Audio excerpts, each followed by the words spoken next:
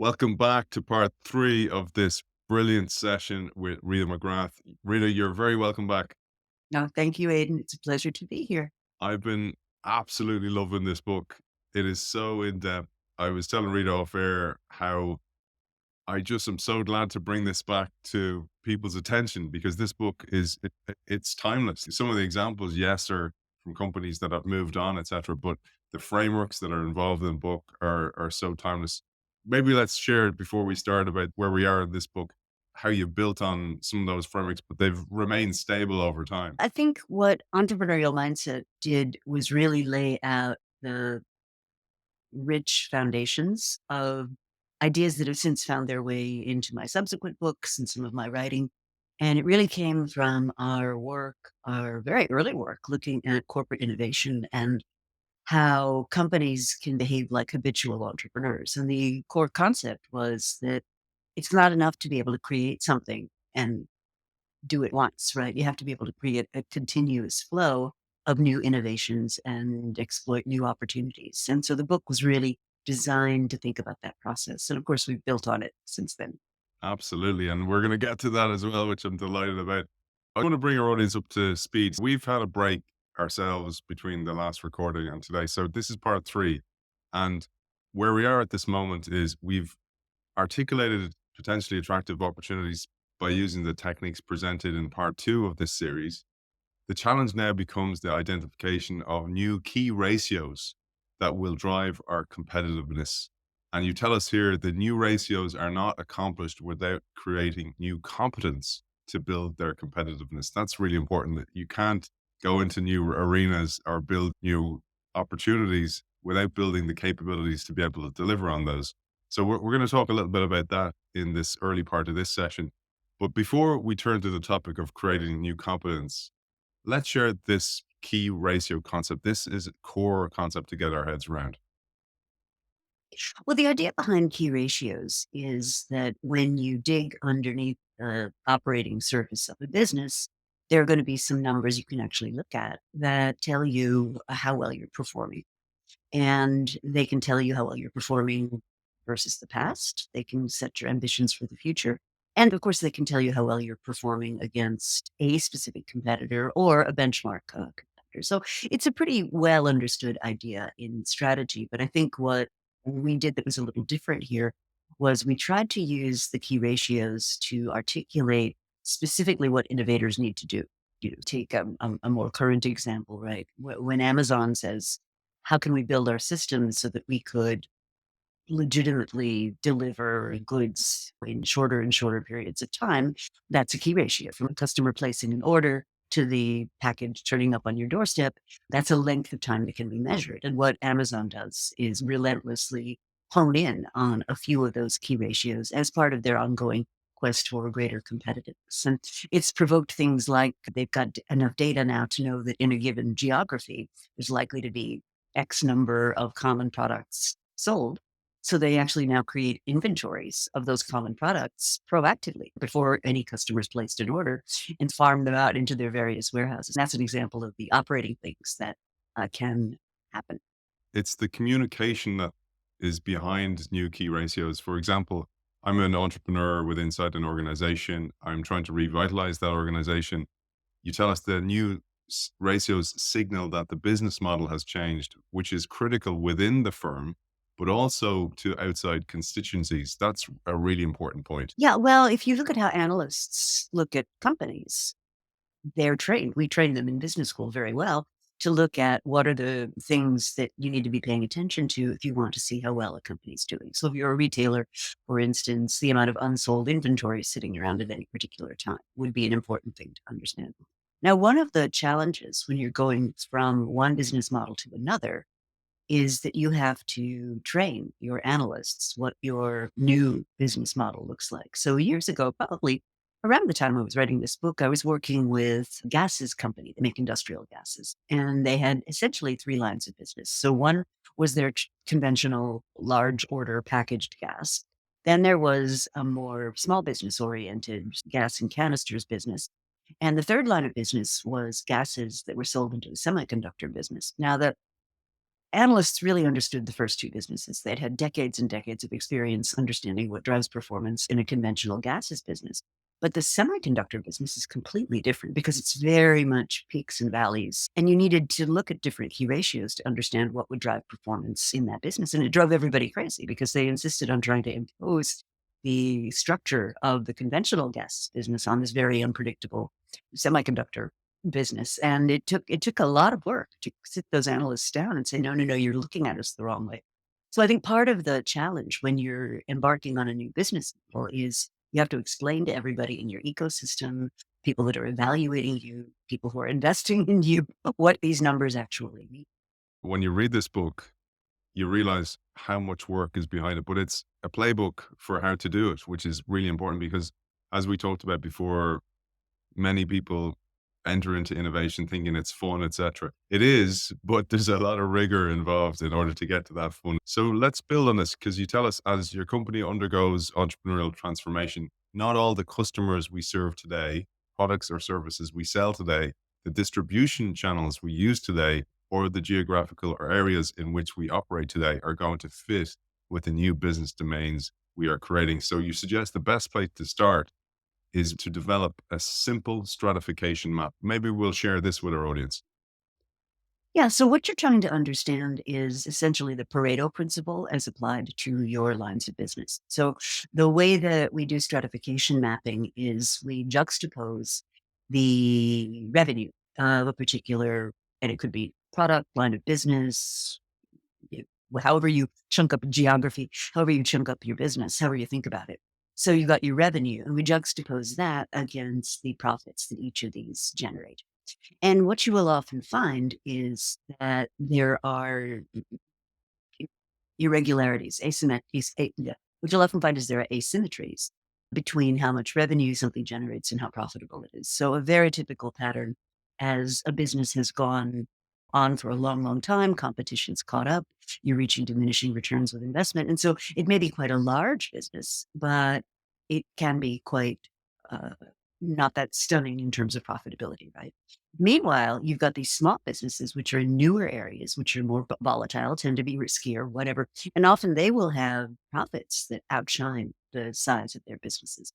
And what I find interesting when I look at this with senior leaders is a lot of times they're not even aware of these asymmetries. They've never just sat down and sorted out, well, where are we making money? Where are we incurring cost? And do those things have a proportionate relationship? So it's a good place to start to evaluate maybe there are candidates for disengagement that we've got in our portfolio. And maybe there are things we need to give more attention to. And we'll come to in a moment as well how important it is also to understand how much time needs to be allocated, resources within inside the organization to different opportunities that you're going to pursue. I'm thinking here about the corporate innovator, the corporate entrepreneur, the corporate explorer who's struggling to get the idea accepted throughout the organization. But if you've done all this hard work up to this moment, now you must be prepared to shape perceptions by communicating and reinforcing the upside potential of your most important projects. It is unlikely that people will arrive at this point of view on their own. You have to coax them, you have to communicate.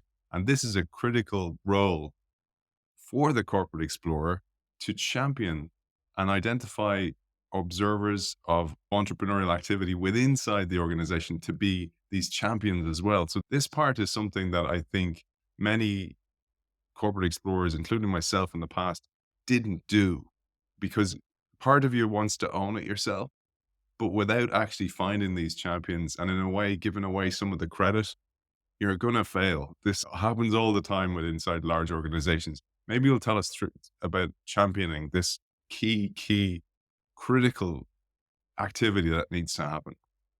There's a ton of research that shows that it is necessary if you're going to make a significant move as a company.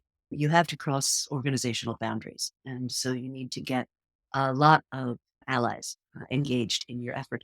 And the thing that I want to really emphasize here is we're talking about meaningful new growth opportunities. So these are not incremental tweaks over something you're already doing. These are new business models, entirely new geographies, as we've talked about before, entirely new arenas.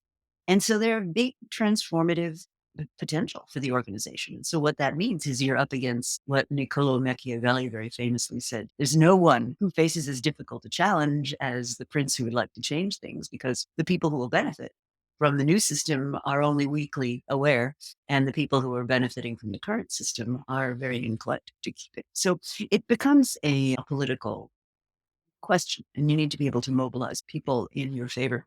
So the first thing I would observe is that there are three leadership roles which companies only vaguely understand. So let me give a historical example, and then we'll bring it up to the current day. So back in the day, A.G. Lafley, who at the time was the CEO of Procter and Gamble, came to this stunning realization that not all great ideas happened at P&G's research lab in Cincinnati, Ohio. And so he launched this program, which was called Extend and Develop, I think, or Connect and Develop, something like that.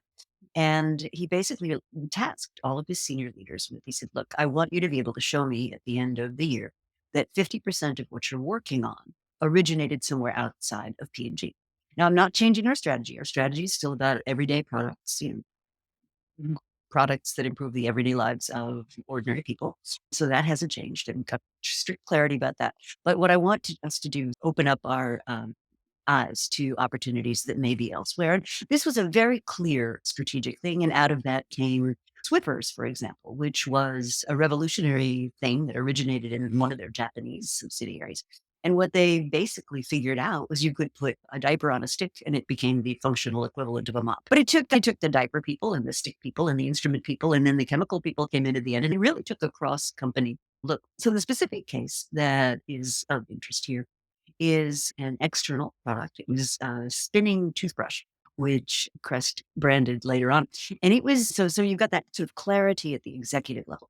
Now, at the level of the venture, this particular innovation, the spin brush, was innovated by a serial entrepreneur and named John Osher. And Osher has been an entrepreneur his whole life, right? He builds stuff. His first venture was when he was about 8 years old. He invited his school chums up to the attic where his parents had stored paintings of nude ladies that they'd done when they were taking oil painting classes. Now, that's not so remarkable. What's remarkable is he charged his chums for the privilege of looking at them. So we had a business mind, like right from the beginning.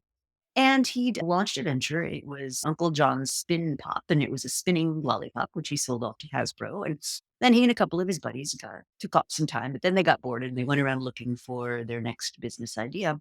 And inspiration struck them in aisles of their local Walmart, I think it was. And what they observed was that the um, electric toothbrushes were all like $50 and up, and the most expensive manual toothbrushes were in the sort of $10 to $15 range. And the light bulb went off because they'd had this experience with the spinning lollipops, right? So they said, what if we could make technology that was cheap enough that we could sell the functional equivalent of an electric toothbrush for the price of a high-end manual toothbrush? And that was the inspiration. They got going. They raised, well, I guess they funded it themselves. They did some development. They shopped the business around. They did market tests. They offered it to Colgate-Palmolive, who wanted nothing to do with it. But P&G actually embraced it. So they bring this guy in. Now, just reflect for a moment on what kind of personality somebody like a John Osher is going to have. He's pushy. He's obnoxious. He thinks anybody who's a career lifer at Procter and Gamble has no ambition. He's not going to come to your weekly update meeting. He's not going to fill out your HR forms. He's got a business to build, right? So what I'm pointing out here is you've got the executive champion, who might be many people. I'm talking about three kind of leadership archetypes, not necessarily specific people, but it makes it real when you can talk about someone specific. So you have Lafley setting the executive tone, being clear about the strategy, setting the frame. You got Osher, the entrepreneur, building the business. And in between, you got a guy called Darren Yates. And Darren Yates is what I'd call a Sherpa. So just as you would not try to climb Mount Everest without an experienced guide, a Sherpa, you shouldn't be trying to pilot organizational innovations without someone who really understands the territory. And so Darren Yates, he's the Crest brand manager right now. What's his life like? His entire day is spent figuring out the organization. So 9 o'clock to 10 o'clock, soothing over the hurt feelings of somebody Osher has offended. 10 o'clock to 11 o'clock, negotiating with one of his colleagues for a little time. 10 o'clock, you get it all day long. He's basically dealing with the organization. And what I find is fascinating about these Sherpas is very often they're very senior. They've been around a long time. They know where all the bodies are buried. Their motivation is not personal. They're not doing this for career success or greater glory. They are, in fact, very willing to give away credit. And what their goal is to see this beautiful new thing come into the world. And in the case of SpinBrush, it was incredibly successful. It was one of the fastest growing products P&G had ever introduced. Eventually, they ended up having to sell it off for complicated merger and acquisition reasons. But the origin story was absolutely fascinating. Textbook case of a great corporate venture. Fantastic. And it brings us beautifully to a part you call playing politics the legitimate way, because again, it's not why you get into innovation in the corporate. You don't want to be playing politics. Usually, the type of corporate explorer, the character of a corporate explorer is very anti politique and very much camaraderie and teamwork, etc. So it's quite alien to corporate explorers, but it's so necessary. And one of the things you talk about here, I would love to share, is to identify the people and groups likely to fall into various categories. So you do this work, it's almost deciding what type of character they are. So if it's okay with you, Rita, I'm going to share on the screen a graph, figure 7, 9 in the book, and maybe you'll take us through it. So the core idea here is that if you're going to make a change in an organization, politics is inevitable. And when I mention the word politics to corporate innovation types, I get a lot of eye rolling and people don't want to deal with it. Like, oh, no, no, no, I don't get involved in politics. I'm apolitical. And my position on that is you don't have the option. I'm sorry. Politics is what you do to get people to take an action that is different than what they would take absent your influence. And if your cause is just and you're on the side of the angels, politics is what you have to do to get the organization to move in a direction that is aligned with your preferences. So the first thing you need to do is figure out who the relevant stakeholders are. So who has a stake in your outcome of this thing? And that could be people inside your organization. It could be groups. It could be individuals, but you make a stakeholder map. And that's the first place where a lot of corporate innovators mess up because they don't even do that. They don't actually know who their stakeholders are. So you want to do a stakeholder map. And then I like to categorize them along 2 dimensions. So the first dimension is, do they perceive that this thing is going to be in their best interest? Do they perceive they're going to benefit? Or do they perceive it as a threat? Or do they perceive it as something that is going to cause them harm in some way, or it's not in line with their preferences? And then are they actively engaged, either overtly or covertly, or are they just bystanders? Are they not engaged at all? And you need a different political strategy for each of these cells. So if they perceive they're going to benefit and they're actively involved, clearly these are your heroes, right? These are your champions. These are the people who think you're great. And where people go wrong to heroes is we don't spend enough time on them. You take them for granted. And what you want to be doing with heroes is arm them every tool you can possibly think of to carry the good message, to fight the good fight, to continue with what you're doing. So you really want to leverage your heroes. They're like your army. They're your ambassadors. Give them every tool you can think of. Now, when they are going to benefit, but they're not involved, right? These are allies, but they don't know it. They may not know they're going to benefit. They may not be aware. They may not have a concept that you're going to be good for them. And very often the reason for that is that they're not in the immediate organization that you're working with. They could be customers. They could be people outside the realm of the organization. They could be opinion leaders or influencers who just aren't aware of what you're doing and how wonderful it is. So your job there is mobilization. Get them, move them into the hero category is what you want to be doing with them, even if they're outside your organization. And I think this is where we overlook quite often um, potential beneficiaries who just aren't aware that they're going to benefit from something really good. Now, on the threat side, the unfortunate reality of innovation and really of any organizational change is there are always going to be people who are not going to benefit. They're going to lose a perk or a position, or something's going to be changed that makes what they're doing less relevant, but they're not involved yet. I call those sleeping dogs. And the challenge with the sleeping dog is don't wake them up until you're ready. We've all seen the change agents or innovation leaders who come into a situation waving a sword and making a lot of noise and making big pronouncements. And instantly there's a wall of opposition that emerges because everybody says, oh, no, no, no, no, no, I didn't know what you meant. And we're going to oppose you. Right. So try to be judicious about that. Don't wake them up until you're ready. What you want them is a fait accompli. By the time they realize and start yipping, you want the change to be in place and you want it to be robust enough that they can't undo it anymore. And this is something people hate talking about because it makes them uncomfortable. Everybody likes to live in a world of Pollyanna where everything's good for everybody, but it isn't like that. It's just change as it goes through. Now we come to the most, to me, interesting box, which is your active, either overt or subvert. But these are people who don't want you to succeed. These are your opponents. And with opponents, I recommend a grade of responses. So the first question to ask is, well, is there some way we can co-opt them? So can we find a common enemy? Can we find a common hero? Can we align around a common vision? So even if the person or group is not particularly enthusiastic about this, they see it as necessary for some kind of greater cause. Now, if we can't do that, maybe we need to buy them off. And that means giving something up that we would prefer not to. So giving up timing, giving up people, giving up some resource, because we need to get them over on our side. If we can't do either of those things, can we get them to neutral? Right? Can we just get them not necessarily supporting us, but getting out of our space enough that we can move forward without that? Now, those options are, I'll call them less politically costly. Once you start to escalate into telling your superiors about their opposition or mobilizing other people against them, that starts to get more politically risky for you. So I try to encourage people to do the less risky things first and see if you can creatively come up with that. So as an example, Apple and Google are not big fans of each other. But when it comes to Google paying Apple to be the default search engine on the front page of an iPhone, all of a sudden they've got a great alignment around a business opportunity. And so you can see why even rivals can have support for each other. So that's an example of kind of co-opting them around a common enemy, which would be other search engines. Beautiful. That is absolute gold. I fell that way myself in corporate innovation, where I remember one of the guys in the organization that was highly it had a highly activated corporate immune system, let's put it that way. And one of the guys, he was probably a frenemy. He probably kept me close to understand what I was doing. But he told me, he said, "Your biggest problem, McCullen, you don't speak politique." And I was like, "I don't want to speak politique, man. We gotta introduce new language here." But that was wrong. I was wrong. And I love now learning.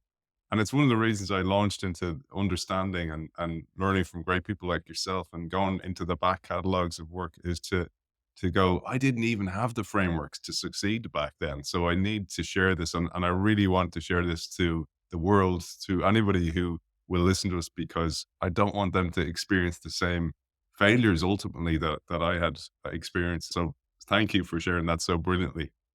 And one of the things you brought to mind was that idea of you may need to give them something. But one of the challenges for people who work in innovation is they don't have much to give. They don't have much bargaining power. Usually, particularly if you're new in an organization, you don't really have budget or people. The only thing you have is possible success that you can give to people. It's almost like giving people a share in your organization, in your startup, with the hope that you'll be able to deliver in the future. And you address this in a part you call begging, borrowing, and scavenging, minimizing the resources you need. And there's a term that you introduce here, asset parsimony. The systematic approach to operating with sparse resources is called asset parsimony. And you share several ways in which it can be practiced as a corporate entrepreneur. I'd love you to share this. Sure. Well, so the whole concept here is in the early stages when uncertainty is highest, the big mistake a lot of organizations do is they just throw resources at the thing. And if you think about some of the big disappointments we've had in major corporate innovation, autonomous vehicles would be a great example, right? All these companies just throwing money at autonomous vehicles on the presumption that this was going to take over the world. And so far, it's pretty stubbornly resisted doing that. And so, what you want to do is operate with as much asset lightness as you can while you're demonstrating proof of concept. So the sort of catchphrase that we borrowed from habitual entrepreneurs was don't buy it if you can borrow it. Don't borrow it if you can beg it.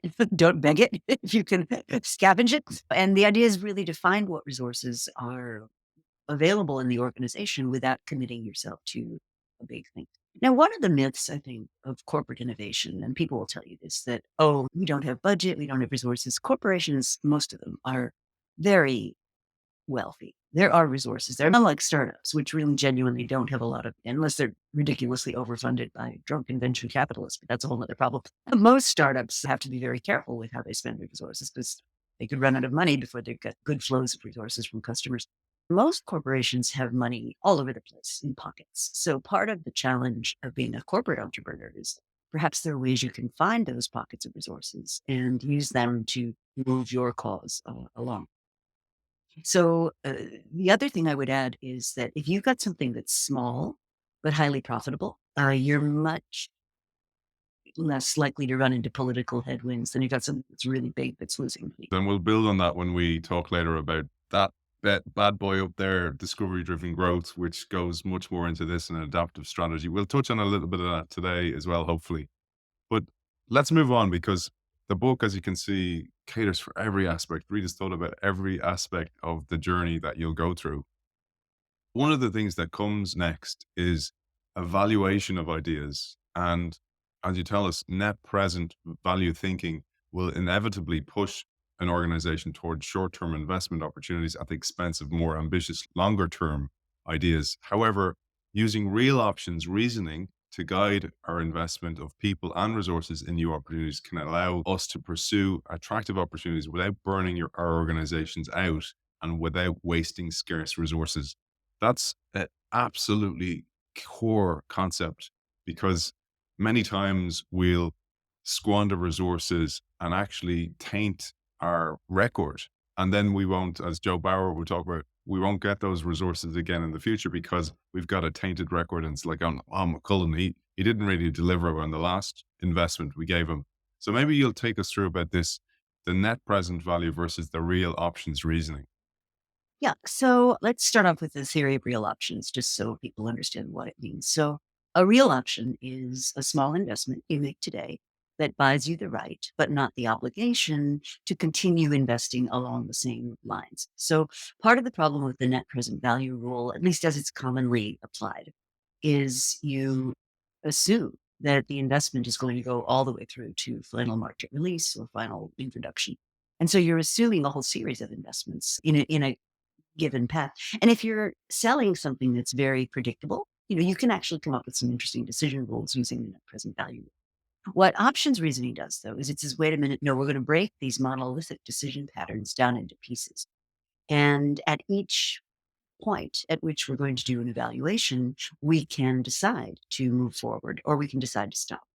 And so if we see something that looks promising, we do some experiments or we take an effort to try something out and the hypothesis isn't supported or the experiment doesn't work. At that point, we can stop. So the exposure is not the exposure to the entire program. It's the exposure to a smaller piece. And that allows you to contain risk. So what you're looking for with a real option is the relationship between the upside and the downside. What you want is a small downside that buys you access to a potentially massive upside. And if you look at many of the innovations that have gotten very popular and very overhyped, the mistake a lot of organizations make is they go whole hog in on the hypothesis that if I can get a first mover advantage, I'll be able to protect it. So we're seeing this right now with AI. We saw it years ago at the time the book was being written with the internet. And the downside of thinking that way is that you really don't know what you're doing yet. You haven't really resolved a lot of uncertainty. And so what you want to be doing instead is be very cautious about how you use your resources. And it's a very intuitive idea. We all do things like we go to university, right? We attend conferences. We uh, read articles. We watch innovation podcasts. Yeah. And we don't know exactly what the monetary benefit is going to be of doing these things. But we do know if we don't invest some time in this sort of optional area that we're not going to learn and we're not going to be able to capture the upside if we don't have that learning. I always think about that from a watching my children perspective when they were growing up, that it was almost like they were like bees hovering over flowers, and you'd observe when they spent more time on a certain flower, and then you'd step in and maybe encourage them on that because you're going, they're into this. There seems to be some type of interest here, so let's encourage that a little bit more. unfortunately for my wife, I remember buying my son drums at one stage, and she's like, "Oh, you don't have to stay home with him all day and play his drums." But that idea brings us to three types of options that you suggest in the book, and you call these positioning, scouting, and stepping stone options. I'd love you to share these. I love these terms. Oh, sure. So this goes together with a portfolio framework that I've used for many, many years, and it really works well. So if you imagine different kinds of uncertainties, so you've got uncertainty about markets, and those could be external markets, your customers and collaboration partners and so forth, or internal markets, the other divisions or groups within your firm. And you've got uncertainty about technologies or capabilities. So does anybody want this? Can I actually build it? Are really two very typical dimensions. And if you look at the projects that you're working on, the different kinds of projects have a different job to do for you depending on where they fall. So your low box is clearly your core business, right? That's, I know who I'm doing it for. I know how to do it. Now it could be very innovative, right? So taking your computing infrastructure and moving it to the cloud, that's a very innovative undertaking. But the technology is mature enough, we know what we're doing and we know the customers that we're doing. Moving out a level of uncertainty, you have what I call investment in new platforms. And a new platform is a substantial expansion or addition to your formerly core business. So when Amazon, for example, makes a big play in healthcare, what they're betting on is that in addition to being a retailer, they can now be an effective provider in this massive healthcare space. It's been something like 18% of US GDP and close to that for the rest of the world. Now, platforms require commitment, right? You can't say, hey, I want you to co-invest with me. I want you to build this ecosystem. And people say, well, are you going to be here next year? And you say, oh, I don't know, maybe not. You have to make a commitment. Now, when you get to the outer levels of uncertainty in any dimension, what you're in now is the world of what I call options. So these are small investments that buy you the right, but not the obligation to make a bigger investment down the road. So a positioning option is something you'll invest in when you are fairly confident there's some kind of demand that you can address, but the big uncertainty is how that demand will be manifest itself.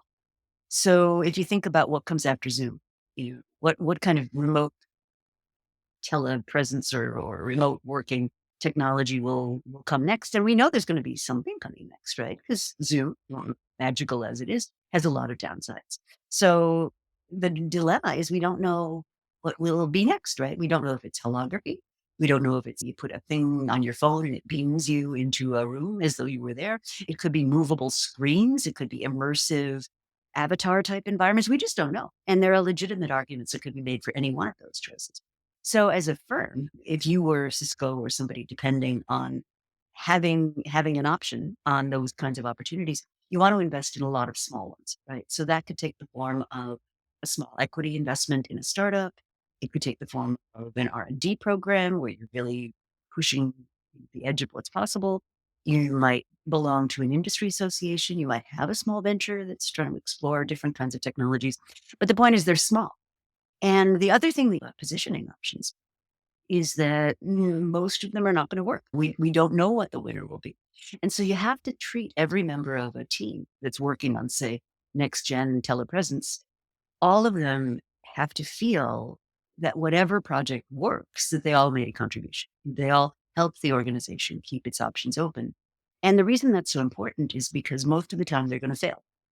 And that's not bad in an option space. And that's a really hard thing for people to get their heads around because what matters in options is the cost of failing, not the rate of failing. And that's a very different thing than in your core business, right?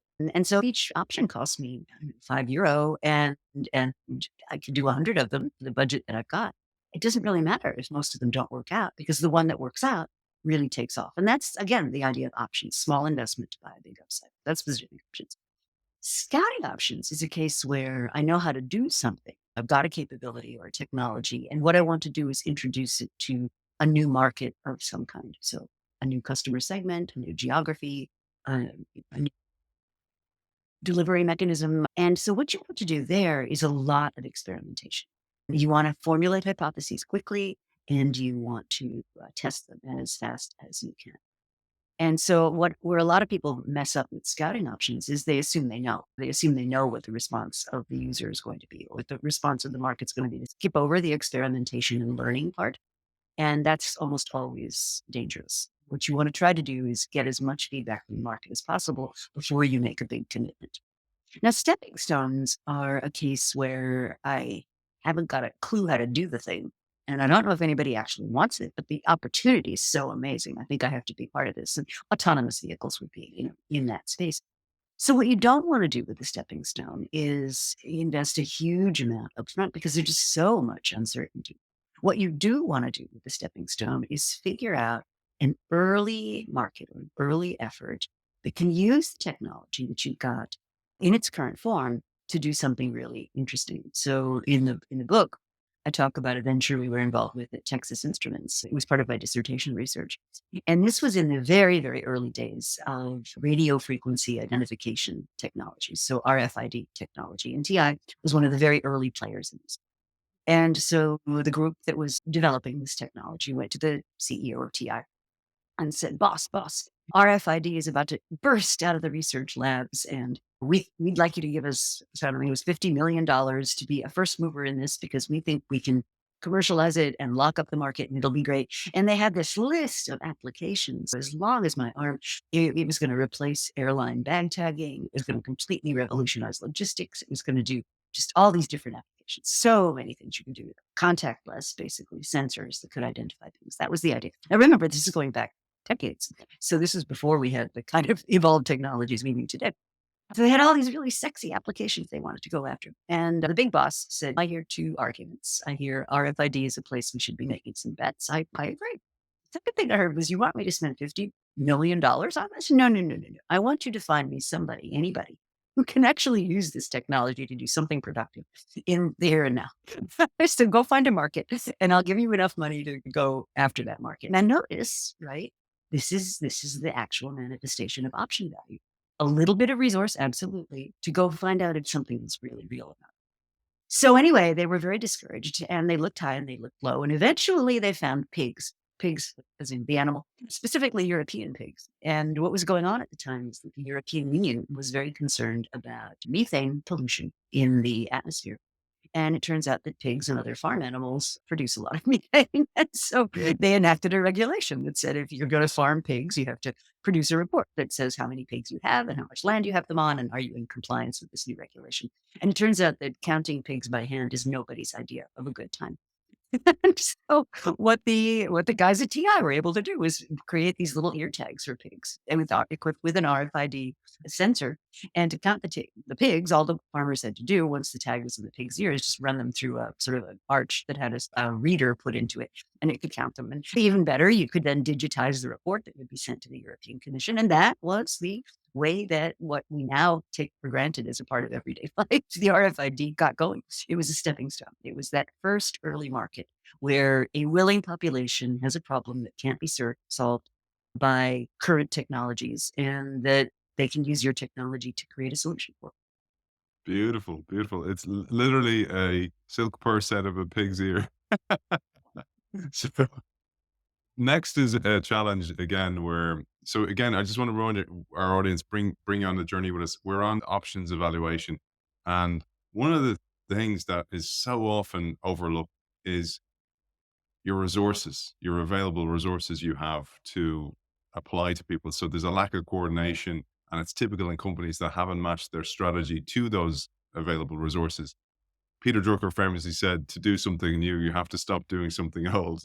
But you also have to see, well, what are you capable of? How many hours is this going to take every year, every month, whatever it might be?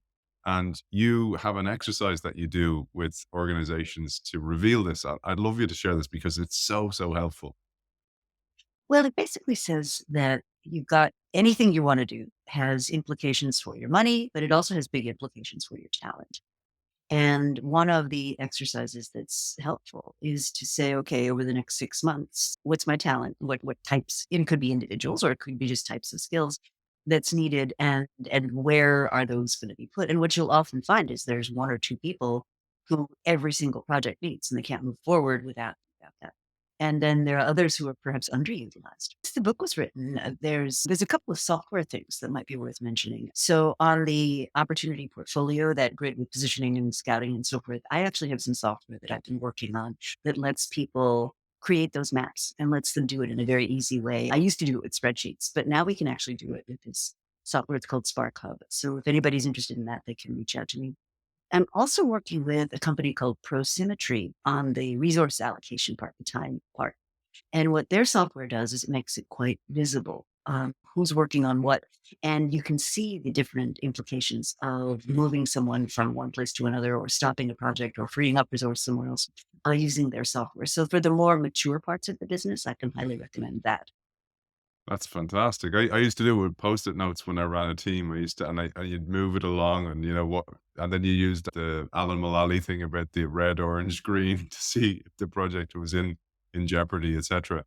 So since the book is published, we've come a long way in terms of thinking about how you add people to projects. And I would say what I'm working on now is a concept I'm calling the permissionless organizational structures, where rather than what was prevalent at the time entrepreneurial mindset was written, which was more functional structures where you actually had to have specific skills allocated across different kinds of projects. What we're moving towards now, I think, is a concept of complete teams, which have either access to or have within them all of the capabilities they need, but operating as cross-functional groups. So you've got all the functions that you need. You're not allocating so much time for a programmer and so much time for a QA tester and so much time. And rather than the person's time being the thing that you're trying to allocate, what you're doing is you're saying, okay, this whole complete team is working on this feature, and that's all they're going to do for a 2 or 3 week sprint. And then they're going to stop and step back and say, okay, how much progress did we make? They're going to take some downtime, and then they're going to move to the next thing. So rather than work being spread across different people, we're concentrating people on specific tasks. And I think it flips the logic a bit. So I'm not saying allocating resources in terms of time isn't important, because it still really is. But we are seeing now different ways of working that are technologically intermediated beginning to emerge. I remember working on projects like that, Rita, and reporting to the board, and the board become bored hearing about your project when it's a long-term project, and you're going, yeah, it's still moving along nicely. Please a report here, and it becomes not that exciting. So I think that that way of doing it and not over promising, all those kind of ideas are so important for the corporate explorer as well. But one of the things you talk about next is, and we're going to get into the idea of anticipating the response from competitors as well, which is like the portfolio map of the opponents and supporters of your idea within inside the organization, playing that political game. But before we go there, you talk about competitive insulation, and that competitive insulation is actually another consideration to select a project within a category. And you say here, most small firms are extremely vulnerable to competitive attack, and hoping to hide behind barriers to entry, such as superior scope, scale, or cost advantages, are unrealistic. Instead, entrepreneurial thinkers try to determine where they can compete in such a way that they can enjoy early insulation from competitive attack. I love how you wrote that, but I love also that concept. I'd love you to share it. Well, the idea of insulation is if you take a free market and you've demonstrated that there's a demand for something, right?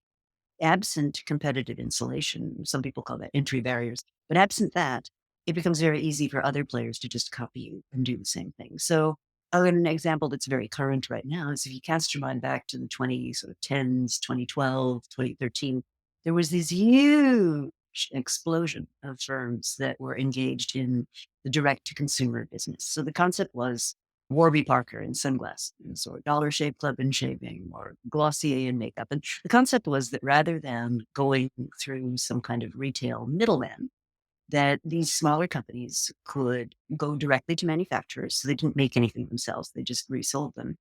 And they could use Facebook to identify customers.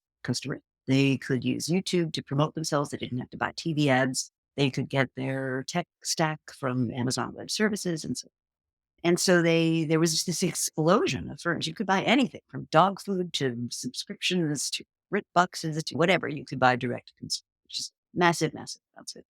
Well, where's the competitive insulation in that? Because the trouble is you're building your business using resources anybody can tap into. Anybody can get an Amazon Web Services account. Anybody can open up a website. Anybody can make a YouTube video. And more importantly, anybody can buy Facebook ads. So what starts to happen as entry into that category began to become more and more extreme, the prices of identifying customers became more expensive. And of course, now we look back on it and we realize a lot of those ventures were funded by unrealistic levels of venture investment. There's just so much cheap money lying around. These businesses got going, but they didn't have any insulation. And so now we're seeing headlines that say things like the direct to consumer movement is crashing and burning. And that's what happens when you don't have insulation. So, what constitutes insulation? And I think one of the other realities of the digital revolution, it's neutralized a lot of what were once barriers to entry. So it used to be if you wanted to make something, right, you had to build a plant, and if unless others had the capital to build a plant, that gave you competitive insulation. Today, you can borrow capacity on almost any scale and you can do it globally. So, what was once an advantage can often now be a liability. You're stuck now with all this bricks and mortar and buildings, machinery, and you've got to cover the overheads on that. While competitors who can just borrow those assets when they need them can compete on a much lighter basis. And that kind of endowment can be a huge problem for organizations. It holds them back oftentimes. Also, the psychological endowment. But I think one of the realities is insulation's gone down, and I can actually show this. I have surveys that I would do with companies back in when I was doing my dissertation work, and I had them rate the sources of insulation. So it's things like patents, trademarks, physical plant assets, investment, the rare skills and capabilities of our people, and, right? A whole set of variables that you could look at. And if any of your listeners are interested in those surveys, that's something we have access to. But as I've administered those surveys over the years, which is the level of insulation can be created is systemically coming down. Which is the end of competitive advantage, which which we'll get to in time as well. Transient advantage, another term that I learned from you.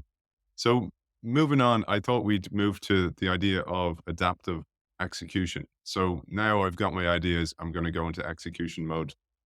Maybe you'll take us through the idea of adaptive execution and what that means. This is almost a precursor to discovery driven growth. Well, the idea is when you're setting out on a journey and you don't know exactly how you're going to get there. So, as an example, if I'm sitting in Galway or something and I want to walk to Dublin, well, I don't know how to get there, but I can figure out how to get to the door to my hotel.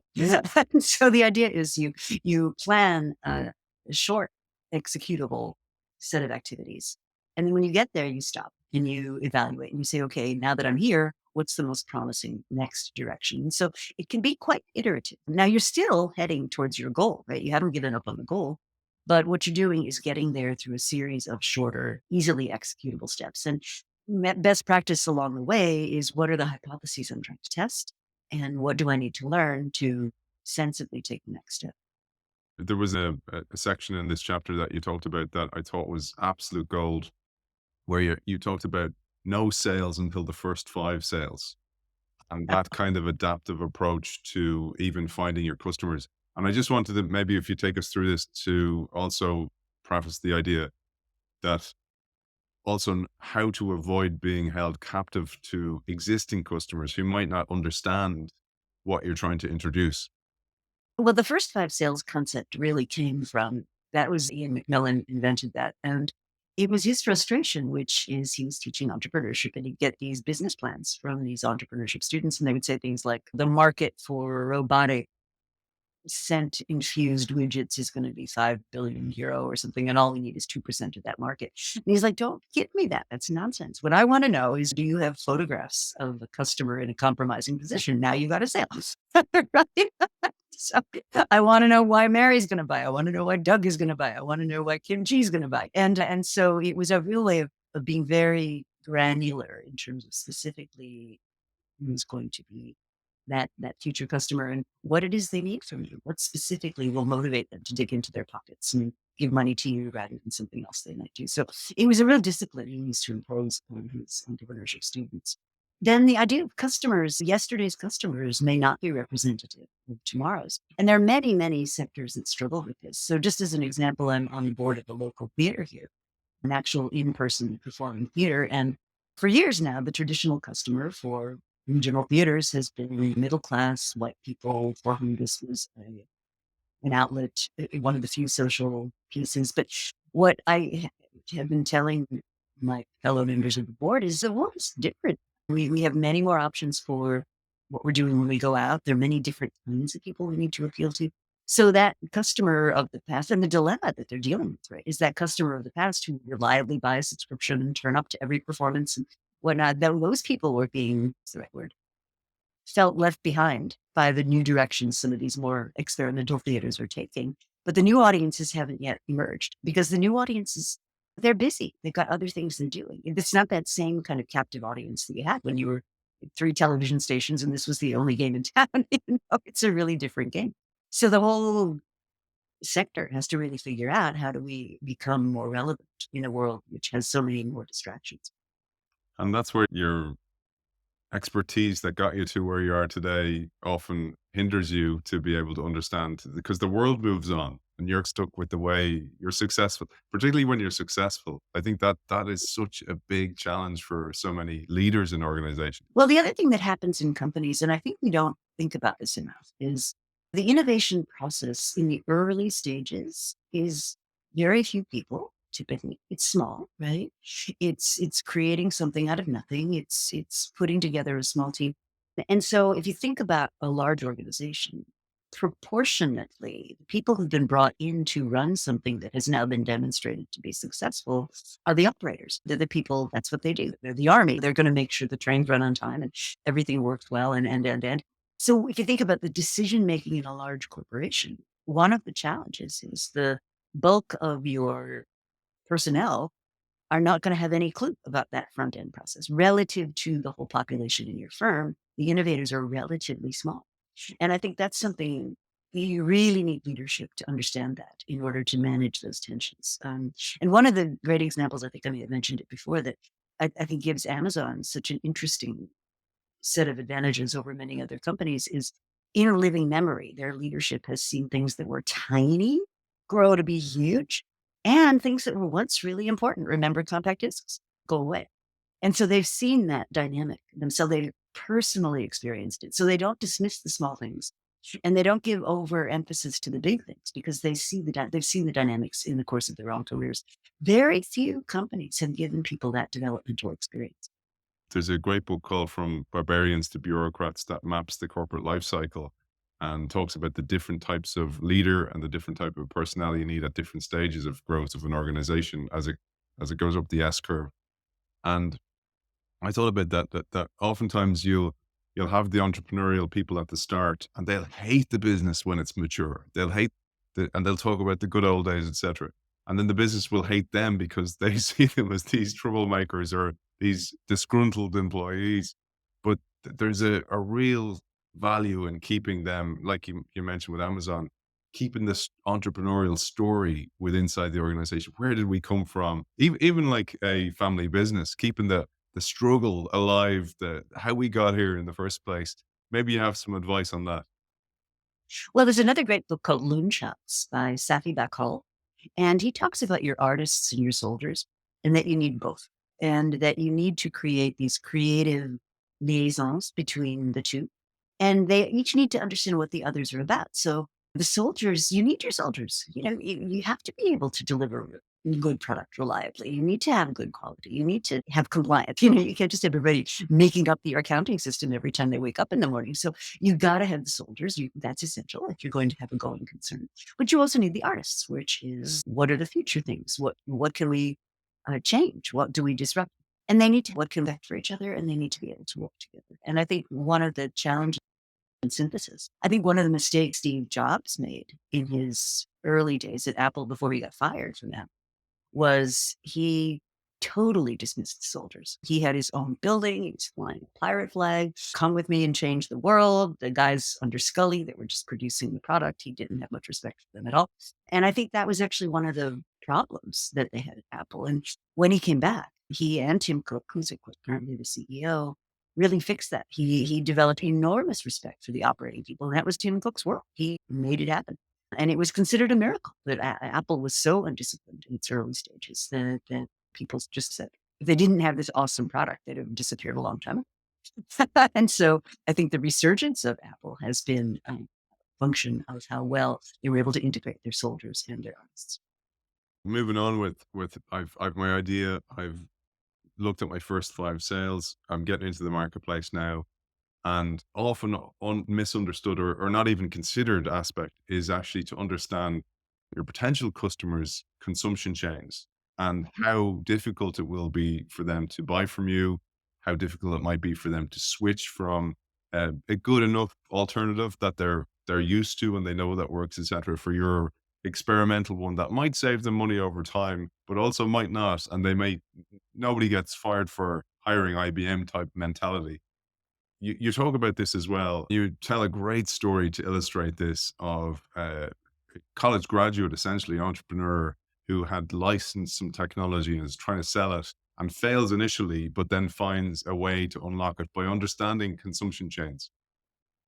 Yeah, so the story was he's selling, and he's got this really great business case for how great his product would be to improve the functioning and reduce the cost and reduce the waste of this particular plant that was producing an oil. And he would bang on the desk of the product manager and he'd say, "Oh, I'd love to sell you this thing." And the product manager would be like, "Go away. Things are good. Things are fine. I don't want to take a risk on your unproven technology." So finally he went to one friendly plant manager who turned out to be a buddy of his. And he said, "Look," but he was running a Unilever plant.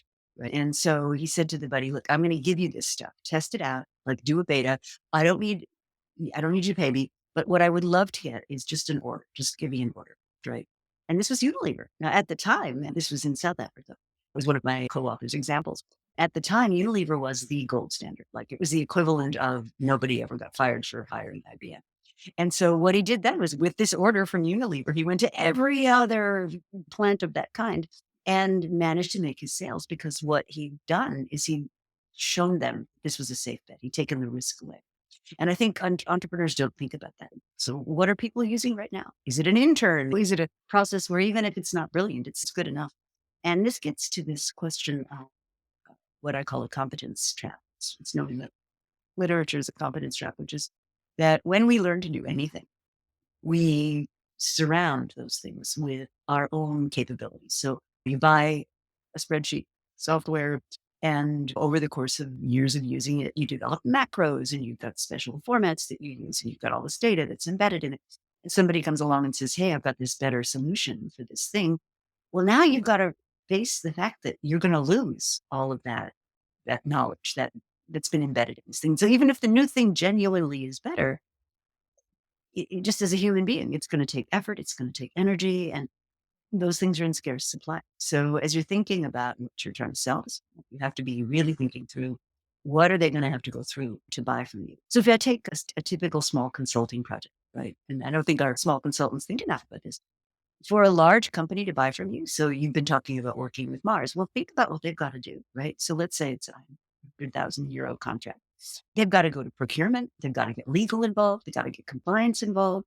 Somebody has to sign a form. For them to do that is a huge undertaking. It's probably costing them 10% of the value of the contract to go through all the procurement paperwork.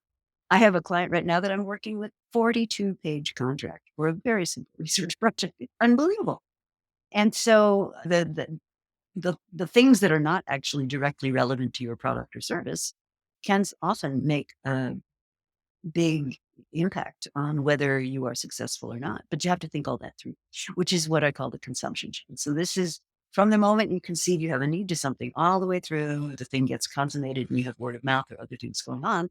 What actually has to go right before the customer can become a customer? Such an important consideration. I had so many more questions for you, Rita, as well, but Rita's preparing now for her fireside chats, which I highly recommend. But for now, I think we'll wrap this one. And I was hoping to get to how to anticipate competitive response, but there's so much in there. There's some great graphs that I'm going to share in part four as well to bring you through that. And we'll touch on some of the other elements. There's a chapter on discovery driven growth. I think I'll pass over that and we'll talk about that when we talk about the book there over my shoulder as well at a later stage. Rita, for people who are interested in finding you, mentioned, for example, some of your tools that you have available. Where's the best place to find you and those tools? Well, me, probably ritamcgrath.com is a great place to start. That's where I have an archive of articles. I've got information about what sectors I've worked with, how you can find me, work with me. I'm pretty easy to find. And then my sister company is called Valize, VALIZE.com. And that's where you'll get information about the tools. We're launching a software product, which is designed to be quite accessible to people. And that's actually launching hopefully pretty soon. And so you can download resources, you can find articles, videos, again, things that are there that might be helpful to you. So those two resources I can definitely. And Rita, one of the things that I don't think people understand about your fireside chats is actually people can join them. They can be in the audience, right? Maybe we'll share how that's possible.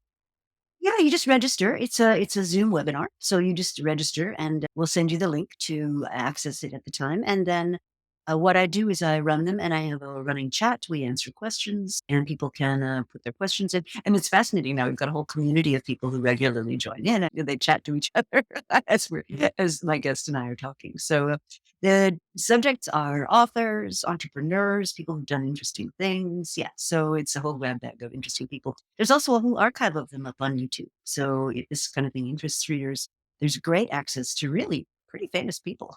I've had the founder and CEO of Whole Foods. I've had Amy Edmondson, rated as the number one management thinker, and many, many others. And of course, Rita. So for those of you who have enjoyed this series as well, now you can actually ask Rita as well. So there's a huge opportunity there as well. And maybe we'll do something like that, Rita, and have you, because people will have, I'm sure, lots of questions about this. Maybe we'll talk about that at a later stage. But for now, Sure. always a massive honor to spend time with you. The books are there over my shoulders. We're going to cover in a little while the rest of those books. But for now, author of The Entrepreneurial Mindset, Rita McGrath, thank you for joining us. Thanks very much. Mic drop.